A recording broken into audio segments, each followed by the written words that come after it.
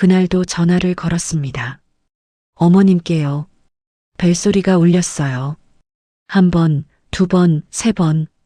그리고 끊겼죠. 부재중 통화로 뜨더군요. 손이 떨렸습니다. 화면에 뜬 부재중 통화 숫자가 37개였거든요. 37번이나 제 전화를 받지 않으신 겁니다. 대문 앞에서도 그랬어요. 어머님 저예요! 아무 대답이 없었습니다. 창문 사이로 불빛이 새어나오고 있는 걸 보면 분명히 집에 계시는 건데 말이죠. 그때 제 귀에 들렸습니다. 어머님 전화벨 소리가요. 집안에서 똑똑히 울리고 있었어요. 그런데 어머님은 받지 않으셨습니다. 잠시 후 벨소리가 뚝 끊겼죠. 직접 끊으신 겁니다. 그날 저는 확신했습니다. 어머님이 절 미워하신다고요. 일부러 피하신다고요. 며느리가 귀찮으신 거라고요. 하지만 저는 몰랐습니다. 그 침묵 뒤에 숨겨진 진짜 이유를요. 이야기 시작 전 구독과 좋아요 부탁드리고 그럼 사연 시작합니다. 저는 올해 49입니다. 결혼한 지는 20년이 됐고요. 시어머님과는 같은 동네에 살아요. 걸어서 10분 거리죠. 가깝다면 가까운 거리입니다. 그런데 언젠가부터 그 10분이 참 멀게 느껴지기 시작했어요. 처음엔 아니었습니다. 결혼 초반에는 자주 들렀거든요. 일주일에 두세 번은 어머님 댁에 가서 안부도 여쭙고 반찬도 드리고 그랬죠. 어머님도 반갑게 맞아주셨고요. 문 열어주실 때 표정이 환했어요. 차 한잔하고 가라고 하시면서 이것저것 물어보시곤 했죠. 그런데 뭐가 잘못된 걸까요? 어느 순간부터 분위기가 달라졌습니다. 정확히 언제부터였는지는 모르겠어요. 서서히 변한 거라서요. 처음엔 제가 예민한가 싶었습니다. 그냥 어머님이 피곤하신가 보다 생각했죠. 어느 날이었어요. 반찬을 들고 어머님 댁에 갔습니다. 초인종을 눌렀죠. 한참을 기다렸는데 대답이 없더군요. 다시 눌렀습니다. 또 기다렸어요. 그래도 조용했습니다. 혹시나 해서 한 번 더 눌렀죠. 그때였어요. 문이 열리긴 열렸는데 어머님 표정이 굳어 있었습니다. 왜? 딱 그 한마디였습니다. 왜냐고 차갑게 물으시더군요. 제가 뭐라고 했는지 기억도 안 나요. 그냥 어버버 하다가 반찬 드리고 돌아왔던 것 같습니다. 집에 오는 내내 가슴이 답답했어요. 뭘 잘못한 걸까요? 어머님한테 신뢰한 게 있었던 걸까요? 머릿속이 복잡했습니다. 그 뒤로도 비슷한 일이 반복됐어요. 갈 때마다 어머님은 문을 늦게 여셨고 열어주실 때도 표정이 영 시원찮았습니다. 마지못해 문을 여는 것 같았어요. 저를 보시는 눈빛도 예전 같지 않았고요. 뭐랄까요? 귀찮다는 느낌이 확연히 들었습니다. 전화는 더 심했어요. 처음엔 한두 번 안 받으시는 거겠거니 했습니다. 바쁘실 수도 있으니까요. 그런데 계속 안 받으시는 겁니다. 아침에 전화해도 안 받으시고 점심때 해도 마찬가지였죠. 저녁에도 똑같았습니다. 부재중 통화가 쌓여갔어요. 어쩌다 길에서 마주칠 때도 있었습니다. 동네가 좁으니까요. 그럴 땐 어쩔 수 없이 인사를 나누긴 했는데 어머님은 고개만 까딱하시고 빨리 지나가려고 하셨어요. 제 눈을 똑바로 안 보시더군요. 뭔가 피하는 느낌이 확실했습니다. 저는 점점 확신하게 됐어요. 어머님이 저를 싫어하신다고요. 며느리가 부담스러우신 거라고요. 아니면 제가 뭔가 잘못해서 미움을 산 거라고요. 생각하면 할수록 마음이 무거워졌습니다. 밤에 잠도 잘 안 왔어요. 이불 속에서 뒤척이면서 계속 생각했죠. 내가 뭘 잘못했을까? 어디서부터 틀어진 걸까? 남편한테 말하고 싶었습니다. 하지만 입이 안 떨어지더군요. 시어머니 험담처럼 들릴까봐 그랬던 것 같아요. 제가 예민한 거라고 생각할까봐 걱정도 됐고요. 그래서 꾹꾹 눌러 참았습니다. 혼자서요. 그러다 보니 어머님 댁 가는 발걸음이 점점 무거워졌어요. 가야 한다는 건 알겠는데 가기가 싫었습니다. 문 앞에 서면 긴장이 됐죠. 또 차갑게 대하시면 어떡하나 싶어서요. 전화도 마찬가지였어요. 번호를 누르면서도 또 안 받으시겠지 하는 생각이 먼저 들었습니다. 어느 날은 정말 용기를 내서 전화를 걸었어요. 이번엔 꼭 받으실 거라고 기대하면서요. 벨소리가 울렸습니다. 한 번, 두 번, 세 번. 계속 울렸죠. 그런데 끝까지 안 받으시더군요. 자동으로 끊겼습니다. 또 부재중 통화 하나가 추가됐어요. 그날 저는 정말 서러웠습니다. 눈물이 났어요. 20년 동안 어머님 며느리로 살았는데 이렇게까지 믿게 보이나 싶었죠. 대체 뭘 그렇게 잘못했길래 이렇게까지 피하시는 걸까요? 속상해서 견딜 수가 없었습니다. 그때부터였어요. 저도 모르게 어머님한테 서운한 감정이 쌓이기 시작한 게요. 미움까지는 아니었지만요. 그냥 마음이 멀어지는 느낌이었습니다. 억지로라도 찾아뵙던 것도 점점 뜸해졌고요.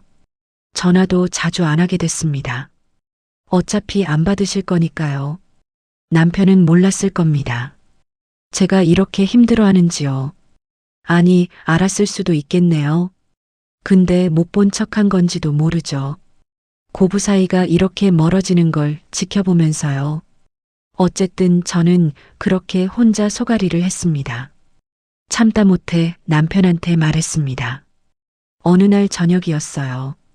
저녁 먹고 나서 남편이 소파에 앉아서 텔레비전을 보고 있었죠.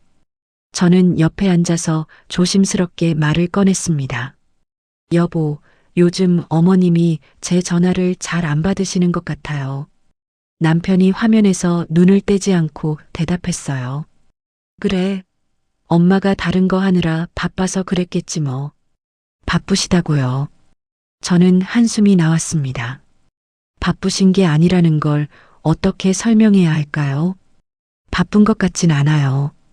제가 찾아가도 별로 반갑지 않으신 것 같고요. 표정도 안 좋으시고, 그제야 남편이 고개를 돌렸습니다. 그리곤 저를 봤죠. 엄마가 원래 표정이 그러셔. 무뚝뚝하시잖아. 너무 예민하게 생각하지 마. 어머님이 원래 무뚝뚝하시다고요? 예민하게 생각하지 말라고요? 저는 입을 다물었습니다. 더 말해봤자 소용없을 것 같았거든요. 남편은 다시 텔레비전을 봤습니다. 저는 그냥 자리에서 일어났죠. 사실 남편도 요즘 어머님을 잘 못 챙기고 있었어요. 전에는 주말마다 찾아뵙곤 했거든요. 근데 몇 년 전부터 일이 바빠지면서 자주 못 가게 됐죠. 한 달에 한 번 갈까 말까 했습니다. 그러니까 어머님 상태를 잘 모를 수밖에요. 며칠 뒤였습니다. 저는 다시 어머님 댁에 갔어요. 어머님이 좋아하시는 깍두기를 담가서 가져갔죠. 이번엔 가기 전에 전화를 먼저 했습니다. 역시나 안 받으시더군요. 그래도 갔어요. 어머님 집 대문 앞에 서서 초인종을 눌렀습니다. 기다렸어요. 한참을 기다렸는데도 아무 반응이 없었습니다. 한 번 더 눌렀죠. 또 기다렸습니다. 그래도 조용했죠. 집에 안 계신가. 그런데 이상했어요. 집안에서 기척이 들렸거든요. 저는 목소리를 높여 불렀습니다. 어머님, 저예요, 미선이요. 그래도 대답이 없었어요. 저는 휴대폰을 꺼내 어머님한테 전화를 걸었습니다. 그때였어요. 집안에서 전화벨 소리가 들렸습니다. 집안 어딘가에서 울리고 있었어요. 분명히 어머님 휴대폰 벨소리였습니다. 저는 숨을 죽이고 귀를 기울였어요. 벨소리가 계속 울렸습니다. 한 번, 두 번, 세 번. 그러다가 갑자기 뚝 끊겼어요. 누군가 끄는 겁니다. 받은 게 아니라 끄는 거죠. 그 순간 제 안에서 뭔가 무너지는 느낌이 들었습니다. 어머님이 집에 계시는 게 분명한데 제 전화를 받지 않으신 거예요. 아니, 받지 않은 정도가 아니었습니다. 직접 끊으신 겁니다. 며느리 전화를 보고 거절 버튼을 누르신 거죠. 저는 대문 앞에서 한참을 서 있었습니다. 뭐라고 말할 수가 없었어요. 화가 나는 것도 아니고요. 그냥 허탈했습니다. 이렇게까지 피하고 싶으신가 싶었죠. 집으로 돌아오는 길이 참 길게 느껴졌어요. 10분 거리가 1시간 같이 느껴졌습니다. 집에 와서 휴대폰을 봤죠. 통화 목록을 확인했습니다. 부재중 통화가 쌓여 있었어요. 하나하나 세어봤습니다. 42개였습니다. 42번이에요. 어머님이 제 전화를 42번이나 받지 않으신 겁니다. 이게 정상인가요? 며느리 전화를 이렇게까지 안 받는 게 보통 일인가요? 저는 휴대폰을 꽉 쥐었습니다. 손이 떨렸어요. 그날 저녁에 남편한테 또 말했습니다. 이번엔 확실하게 말해야겠다 싶었거든요. 여보, 오늘 어머님 댁에 갔다 왔어요. 근데 분명히 집에 계시는데 문을 열어주지 않으셨어요. 제 전화도 받지 않으시고 직접 끊으셨고요. 집안에서 어머님 벨소리가 분명히 들렸는데 그러자 남편이 뭐라고 했는지 아세요? 엄마가 다른 거 하느라 바빠서 그랬겠지. 화장실 가셨거나 청소하시거나 그러셨을 거야. 역시나 바빠서 그랬을 거라고 하더군요. 전화를 직접 끊을 정도로 바쁘셨다고요? 저는 더 말하지 않았습니다. 말해봤자 소용없다는 걸 알았으니까요. 그 뒤로도 몇 번 더 비슷한 일이 있었어요. 전화해도 안 받으시고 문자 보내도 답이 없었습니다. 가끔 동네에서 마주쳐도 어머님은 저를 피하듯 빨리 지나가셨죠. 그러던 어느 날 결정적인 순간이 있었습니다. 동네 슈퍼 앞에서였어요. 저는 장을 보러 갔다가 우연히 어머님을 봤습니다. 어머님도 저를 보셨어요. 눈이 마주쳤죠. 그런데 어머님이 고개를 돌리시더니 반대쪽으로 가셨습니다. 일부러 피하신 겁니다. 저는 그 자리에 서서 어머님 뒷모습을 봤어요. 가슴이 미어졌습니다. 이렇게까지 저를 피하고 싶으신가 싶었죠. 대체 제가 뭘 잘못했길래요. 장을 보고 집에 오는데 이웃 아주머니를 만났습니다. 같은 동네 사시는 분이에요. 인사를 나눴죠. 그런데 그분이 이런 말씀을 하시더군요. 아까 지나가다가 댁 시어머님 봤어요. 전화하면서 가시던데 기분 좋아 보이시더라고요. 그 말을 듣는 순간 저는 얼어붙었습니다. 전화를 받고 계셨다고요? 기분 좋아 보이셨다고요? 그럼 제 전화만 안 받으신 건가요? 다른 사람 전화는 잘 받으시면서요. 그날 밤 잠을 못 잤습니다. 이불을 뒤집어 쓰고 누워 있었는데 눈물이 나오더군요. 서러워서요. 속상해서요.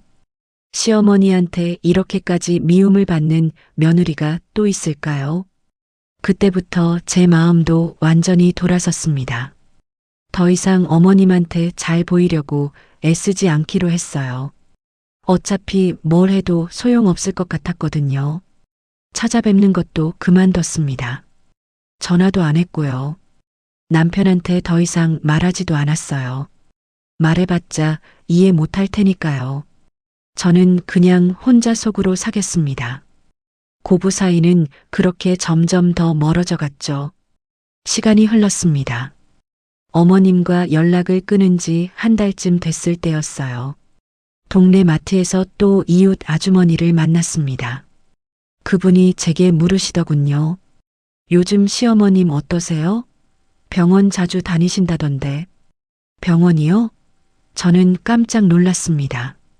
어머님이 병원에 다니신다고요? 전혀 몰랐어요.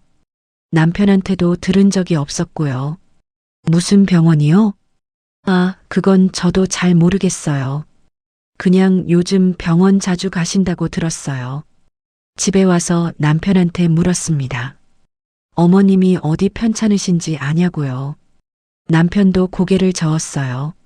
모른다고 했습니다. 연락이 뜸해서 잘 모르겠다고요. 그날 밤 저는 이상한 생각이 들었어요.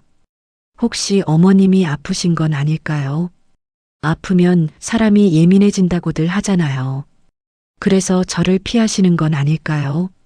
그런데 또 다른 생각도 들었습니다. 아픈 사람은 신경 쓰이고 귀찮은 사람부터 먼저 피한다고 하던데 제가 그 귀찮은 사람이란 얘기가 아닐까요? 생각하면 할수록 복잡했어요. 며칠 뒤에 남편이 어머님 댁에 다녀왔습니다. 오랜만에 갔다고 하더군요. 제가 물었죠. 어머님 괜찮으시대요? 어디 편찮으신 데는 없으시고? 응, 괜찮으셨어. 별일 없으시더라. 별일 없으셨다고요? 그럼 병원은 왜 다니시는 걸까요? 저는 더 묻지 않았습니다. 남편도 별로 관심 없어 보였거든요. 한 주가 더 지났습니다. 어느 날 오후였어요. 제 휴대폰으로 전화가 왔습니다. 모르는 번호였죠. 받았더니 동네 이장님이었어요. 미선 씨, 혹시 시어머님은 괜찮으세요? 갑작스러운 질문에 당황했습니다. 무슨 일이냐고 물었죠. 어제 저녁에 시어머님 옆집에서 불이 났어요. 작은 불이긴 했는데요. 제가 시어머님 댁에 가서 대피하시라고 초인종을 눌렀거든요. 근데 문을 안 여시는 거예요. 네. 한참을 눌렀는데도 반응이 없으셔서 제가 문을 두드렸어요. 크게 소리도 질렀고요. 그래도 안 나오시더라고요. 나중에 보니까 집에 계셨는데 초인종 소리를 못 들으신 것 같아요. 저는 말을 잃었습니다. 초인종 소리를 못 들으셨다고요. 그게 무슨 말인가요? 이어서 이장님이 말했어요. 다행히 불은 금방 꺼졌어요. 나중에 소방관 도움으로 겨우 나오시긴 했는데 그때까지도 불이 난 줄 모르셨대요. 그래서 시어머님이 혹시 귀가 안 좋으신가 걱정이 돼서 연락드렸어요. 전화를 끊고 나서 저는 한동안 멍하니 앉아 있었습니다. 초인종을 못 들으셨다고요? 어머님이요? 그럼 그동안 제가 어머님 댁에 갔을 때 초인종을 눌러도 대답이 없었던 것도, 전화를 안 받으셨던 것도 혹시 못 들으셨던 걸까요? 아니에요. 그럴 리 없어요. 전화벨 소리는 분명히 들렸을 거예요. 직접 끊으셨잖아요. 머릿속이 복잡해졌습니다. 왜인지 가슴도 불안했죠.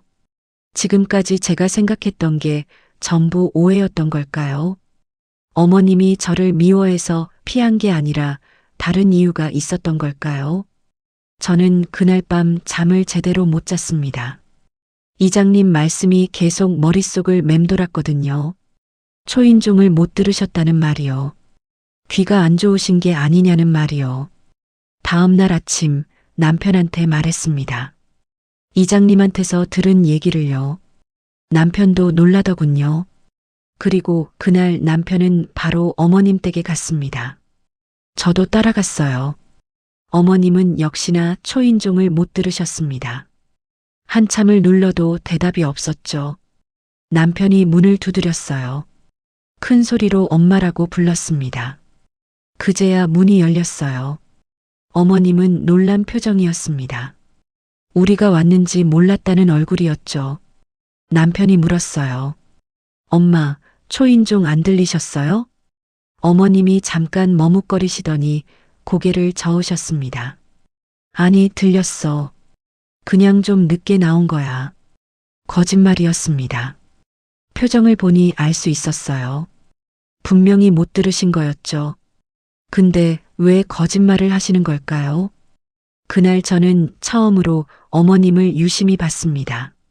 전에는 미움에 가려서 제대로 보지 못했던 것 같아요. 그런데 자세히 보니 어머님이 많이 수척해지신 것 같았어요. 얼굴도 어두워 보였고요. 뭔가 잘못됐다는 느낌이 들었습니다. 중요한 무언가를 놓치고 있는 것 같았죠. 뭔지는 모르겠지만 분명히 뭔가 있었습니다. 설명할 수 없는 불안감이 제 안을 채웠죠. 진실을 알게 된 건 그로부터 며칠 뒤였습니다. 남편이 어머님을 모시고 병원에 갔어요. 귀 검사를 받으러요. 어머님은 싫다고 하셨지만 남편이 억지로 모시고 갔죠. 저녁에 남편이 집에 돌아왔을 때 표정이 심상치 않았습니다. 뭔가 충격을 받은 얼굴이었어요. 소파에 앉더니 한참 동안 말이 없었죠. 어떻게 됐어요? 제가 조심스럽게 물었습니다. 남편이 고개를 들었어요. 눈이 빨갛게 충혈돼 있었습니다. 엄마가 청력을 잃고 계신데. 뭐라고요? 의사 선생님 말로는 이미 몇 년 전부터 청력이 나빠지고 계셨대. 근데 병원에 안 가셨던 거야. 이번에 검사해 보니까 상당히 진행됐다고 하더라. 저는 그 자리에 주저앉았습니다. 청력을 잃고 계시다고요. 어머님이요. 얼마나 안 좋으신데요? 지금도 절반 이상 안 들리신데. 그리고 계속 나빠질 거래. 결국엔 완전히 들리지 않을 수도 있다네. 남편의 목소리가 떨렸습니다. 저도 눈물이 났어요. 그런데 눈물이 나는 이유가 복잡했습니다. 어머님이 아프셔서 슬픈 것도 있었지만요. 제가 그동안 오해했다는 것 때문에 더 슬펐어요. 그럼 전화도 그래서. 응. 전화 벨소리는 조금 들리는데 목소리는 잘 안 들리신데. 그래서 받기가 무서웠다는 거야. 못 알아듣고 이상하게 대답하면 사람들이 이상하게 볼까봐. 저는 손으로 입을 막았습니다. 어머님이 저를 미워해서 전화를 안 받으신 게 아니었어요. 제 목소리가 들리지 않아서 받을 수가 없었던 겁니다. 초인종도 마찬가지야. 소리가 너무 작게 들려서 누가 왔는지도 모르신대. 그래서 안 나오신 거래. 대문 앞에서 불렀을 때도요? 그것도 잘 안 들리셨을 거야. 밖에서 누가 불렀다면 그 소리도 희미하게만 들렸을 거라고 하시더라. 남편이 주먹으로 무릎을 쳤습니다. 내가 진작 알았어야 하는데. 엄마가 이렇게 힘들어 하시는 줄도 모르고. 저도 마찬가지였습니다. 저도 몰랐어요. 아니, 알려고 하지 않았던 것 같습니다. 그냥 어머님이 저를 싫어하신다고만 생각했죠. 그게 더 편했으니까요. 어머님을 원망할 핑계가 생기니까요. 며칠 뒤 남편이 또 어머님을 만나고 왔습니다. 이번엔 어머님과 긴 대화를 나눴다고 했어요. 그 얘기를 제게 해주더군요. 어머님은 몇 년 전부터 귀가 안 좋아지신 걸 느끼셨대요. 처음엔 나이 들어서 그러려니 했다고 합니다. 근데 점점 심해졌다고 해요. 사람들 말소리가 잘 안 들렸고 전화는 더 안 들렸다고 해요. 그래서 병원에 가셨대요. 혼자서요. 아들한테도 며느리한테도 말씀 안 하시고요. 검사를 받으니 의사 선생님이 말씀하시더랍니다. 청력이 계속 떨어지고 있다고요. 이대로 가면 몇 년 안에 거의 들리지 않을 수 있다고요. 어머님은 그 말을 듣고 충격을 받으셨대요. 귀가 안 들리게 된다니, 사람들과 대화를 못하게 된다니 무서웠다고 합니다. 하지만 누구한테도 말씀하지 않으셨대요. 왜 말씀 안 하셨냐고 남편이 물었더니 어머님이 그러셨답니다. 너희한테 걱정만 끼칠 것 같았어. 엄마가 귀 안 들린다고 하면 너희가 불쌍히 여길 것 같았고 이후에는 짐으로 느낄 것 같았어. 남편이 그 얘기를 해줄 때 목소리가 떨렸습니다. 저도 울었어요. 어머님은 혼자 그 고통을 견디고 계셨던 거예요. 아들과 며느리한테 패 끼칠까 봐요. 그래서 사람들을 피하셨대요. 말이 잘 안 들리니까 대화하기가 힘드셨던 거죠. 대답을 잘못하면 이상하게 볼까봐 두려우셨고요. 그래서 아예 만남을 줄이셨던 겁니다. 전화는 더 받기 힘드셨대요. 목소리가 작게 들리니까 누구 전화인지 알 수가 없었고 받아서 못 알아듣고 엉뚱한 대답하면 어쩌나 싶으셨던 거죠. 그래서 아예 안 받으신 겁니다. 특히 저한테는 더 그러셨대요. 며느리한테 귀 안 들린다는 걸 들키면 안 될 것 같으셨대요. 며느리가 자기를 무시할까 봐요. 쓸모없는 시어머니라고 생각할까 봐요. 그 말을 듣는데 가슴이 찢어지는 것 같았습니다. 어머님은 저를 미워해서 피하신 게 아니었어요. 저한테 잘 보이고 싶어서 더 피하셨던 거예요. 약한 모습을 보이고 싶지 않으셔서요. 남편이 말했습니다. 엄마가 그러시더라. 미선이가 자기를 미워하는 것 같다고. 요즘 안 오는 것 보면 자기가 뭘 잘못한 것 같다고. 근데 뭘 잘못했는지 모르겠다고. 저는 고개를 떨구었습니다. 어머님도 저를 오해하고 계셨던 거예요. 제가 어머님을 오해했던 것처럼요. 우리는 서로를 오해하면서 멀어지고 있었던 겁니다. 엄마가 그동안 얼마나 외로우셨을까. 남편의 말에 저는 더 이상 참을 수 없었습니다. 눈물이 쏟아졌어요. 어머님이 혼자 견디셨을 그 시간들이 떠올랐습니다. 들리지 않는 귀를 숨기면서요. 며느리와 아들한테 짐이 될까봐 두려워하면서요. 저는 그동안 뭘 한 걸까요? 어머님을 원망하기만 했죠. 이해하려고 하지 않았습니다. 한 번이라도 제대로 물어보지 않았어요. 그냥 제 생각만 했습니다. 내가 미움받는다고요. 내가 무시당한다고요. 그날 밤 잠을 못 잤습니다. 어머님 생각에요. 어머님이 얼마나 무서우셨을까요? 세상 소리가 점점 사라지는 게 얼마나 두려우셨을까요? 그런데 그걸 혼자 사귀셨던 거예요. 다음 날 아침 일찍 일어났습니다. 씻고 옷을 입었어요. 그리고 어머님 댁으로 갔습니다. 손에는 공책과 펜을 들고요. 어머님 집 앞에 섰습니다. 초인종 대신 문을 두드렸어요. 크게요. 한참 뒤에 문이 열렸습니다. 어머님이 놀란 표정으로 저를 보셨죠. 저는 말하지 않았습니다. 대신 가져온 공책을 펼쳤어요. 거기에 미리 써둔 글자를 보여드렸습니다. 어머님, 그동안 몰라서 죄송합니다. 어머님의 눈이 흔들렸습니다. 공책을 보시더니 저를 보셨어요. 입술이 떨리셨죠. 저는 다시 펜을 들었습니다. 공책에 썼어요. 제가 오해했어요.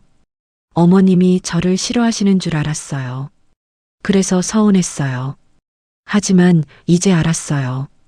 어머님이 얼마나 힘드셨을지, 혼자 견디셨을 그 시간들을요. 어머님이 공책을 읽으시면서 눈물을 흘리셨습니다. 손으로 얼굴을 가리셨어요. 어깨가 떨렸죠. 저도 울었습니다. 둘이서 한참을 그렇게 서서 울었어요.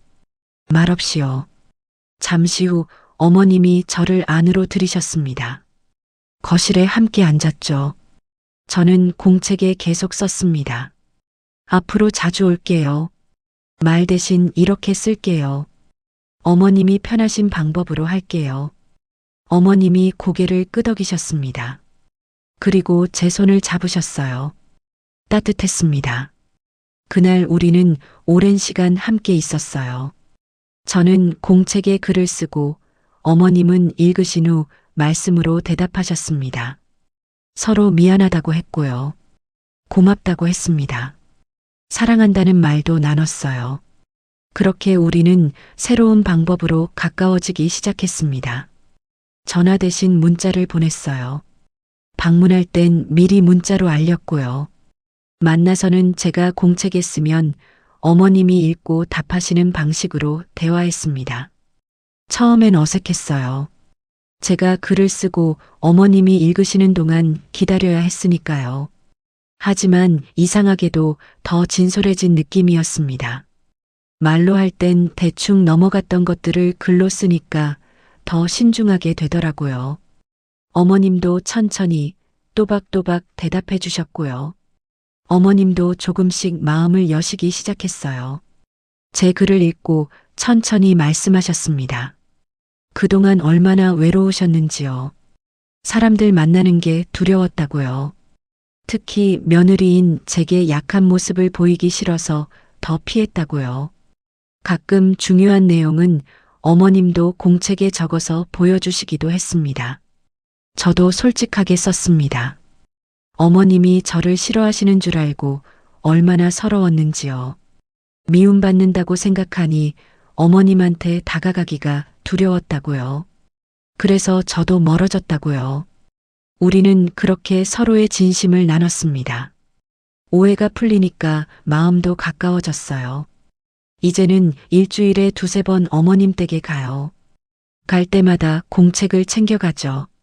어머님은 요즘 훨씬 밝아지셨습니다. 표정도 부드러워지셨고요. 저를 보시면 웃으세요. 예전처럼 차갑지 않아요. 따뜻합니다. 남편도 놀라워해요. 엄마가 이렇게 변하신 게 신기하다고요. 저는 말해줬습니다. 변하신 게 아니라 원래 그러셨던 거라고요. 다만 우리가 몰랐던 것뿐이라고요. 가끔 어머님과 공책에 글을 쓰다 보면 생각합니다. 만약 그때 진실을 몰랐다면 어떻게 됐을까요? 우리는 계속 오해한 채로 살았겠죠. 서로를 미워하면서요. 멀어지면서요. 다행히 알게 됐습니다. 늦었지만요. 그래도 다행이에요. 이제라도 어머님의 진심을 알게 돼서요. 어머님이 겪고 계신 고통을 알게 돼서요. 청력은 계속 나빠지고 계십니다. 의사 선생님 말로는 몇 년 안에 거의 안 들리실 거래요. 슬픈 일이죠. 하지만 우리는 준비하고 있어요. 보청기도 알아보고 있고요. 남편과 저는 어머님과 대화할 때 천천히 또박또박 말하는 연습을 하고 있습니다. 어머님은 말씀하세요. 귀는 안 들려도 괜찮아. 너희가 옆에 있으니까. 이렇게 마음을 나눌 수 있으니까. 그 글을 읽을 때마다 가슴이 뭉클합니다. 어머님이 더 이상 혼자가 아니라는 게요. 우리가 함께 있다는 게요. 요즘은 매일 어머님과 문자를 주고받아요. 아침에 일어나서 안부 문자 보내고요. 저녁에도 보냅니다. 짧은 문자지만 따뜻해요. 오늘 날씨 좋았어요. 저녁 맛있게 드셨어요? 사랑합니다, 어머님. 어머님도 답장 보내세요. 응, 날씨 좋더라. 저녁 잘 먹었어. 나도 사랑한다. 우리 며느리. 말은 줄었지만 오히려 마음은 더 가까워진 것 같습니다. 조용한 글자 속에서 우리는 처음으로 진짜 대화를 나누고 있어요. 오해 없이요. 솔직하게요. 이제 저는 알아요. 침묵이 항상 미움은 아니라는 걸요. 때로는 사랑이 말없이 숨어 있기도 한다는 걸요. 그리고 진짜 소통은 목소리가 아니라 마음으로 하는 거라는 걸요. 이 이야기를 하면서도 아직 제 마음은 완전히 정리되지 않았습니다. 그동안 어머님을 오해했던 시간들이 아직도 가슴 한편에 남아있거든요. 좀 더 일찍 알았더라면 어땠을까 하는 후회도 있고요. 지금도 가끔 생각합니다. 우리가 서로에게 상처 주는 많은 순간들이 사실은 오해에서 시작된 건 아닐까 하고요. 조금만 더 귀 기울이고 조금만 더 마음을 열었다면 달라졌을 수도 있었을 텐데요. 우리는 너무 쉽게 판단합니다. 저 사람이 날 미워하나 봐. 저 사람이 날 무시하나 봐. 하지만 사실은 그게 아닐 수도 있어요. 그 사람도 나름의 이유가 있고 나름의 아픔이 있을 수 있습니다. 하지만 이제는 압니다. 늦었어도 알게 된 게 다행이라는 걸요. 아직 늦지 않았다는 것도요. 혹시 비슷한 경험이 있으신 분들께 이 이야기가 닿았으면 좋겠습니다. 누군가의 침묵 뒤에는 우리가 모르는 이유가 있을 수 있다는 걸요. 미움이 아니라 아픔이 숨어 있을 수도 있다는 걸요. 저처럼 누군가를 오해하고 계신 분이 있다면 한 번만 더 다가가 보세요. 진심으로 물어보세요. 말로 안 되면 글로라도 손을 잡아보세요. 생각보다 가까이에 답이 있을지도 모릅니다. 이 이야기를 듣고 누군가의 마음이 조금은 가벼워졌다면 좋겠습니다. 혼자만 겪는 일이 아니라는 걸 저도 여러분도 알게 되었으면 합니다.